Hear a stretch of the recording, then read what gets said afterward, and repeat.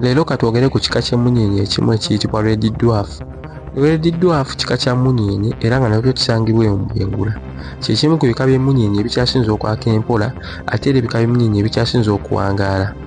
Emmunyeenye eziyitibwa Red Dwarfs ze zikyasinze okuba ennyingi mu galaxy yaffe eya Milky Way. Era ng'ebitono bye tuzimanyiiko ziwangaala, zaaka mpola ate ng'era tezibeera nnene nnyo mu sayizi.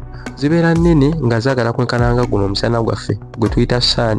Oyinza okudda awo ne weebuuza ki ekizireetera okubeera nga zo ziwangaala nnyo okusinga ebika by'emmunyeenye ebirala. Red Dwarf kika kya mmunyeenye ekitono ennyo nga bwe nali nabanyonnyolamu mu vidiyo zange eziyise nti emmunyeenye gyekoma okubeera ennene oba gyekoma okubeera ne maaso ennene. Ekyokulabirako ekyangu katugezeseze ku manda gano agafumba emmere. Waliwo ebika by'amanda agafumba emmere nga byo byaka nnyo ng'era bw'oba okikuma kikuma mangu naye nga tebizikira mangu oba nga bisaanawo mangu ne bifuuka evvu.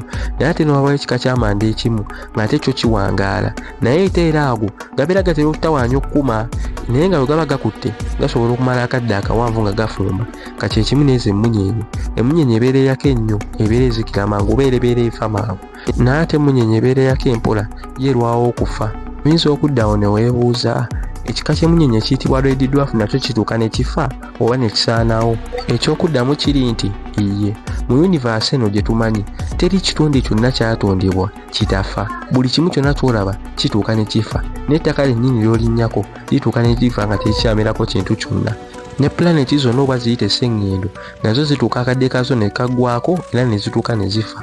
Newankubadde Red Dwarf akaseera katuuka ne zifa oba ne zisaanawo, zirwawo nnyo era ziwangaala nnyo. Red Dwarf zitwala trillion years eziwera okusobola okubaaninga amafuta gaazo gonna okuggwamu. Zikozesa chemical element emanyikiddwa nga hydrogen oba giyite helium ng'era ago ge gakola ng'amafuta gaazo agazisobozesa okubeera nga zaaka. Oyinza okwebuuza ekibuuzo ekirala, waliwo Red Dwarf eyali esaanyeewo bukyanga yunivasi etandikawo? Ansa eri nti nedda. For now tewali Red Dwarf yonna yali esaanyeewo okusinziira ku science gwe tuyina kubanga yunivasi yakamala billion years 14 ate nga Red Dwarf zitwala trillion years okusobola okusaanawo. Ekyo kiba kigeza nti ssaawa zino okusinziira ku ki kye tumanyi tewali ekika kya mmunyeenye eyitibwa Red Dwarf yali esaanyeewo. Ekika ky'emmunyeenye ekimanyikiddwa nga Red Dwarf kye kikyasinze okuba ekitono mu yunivasi kye tumanyi essaawa zino ng'era kye kyasinze okuwangaala olw'okubeera nga zaaka mpola nga bye nabagambyeko.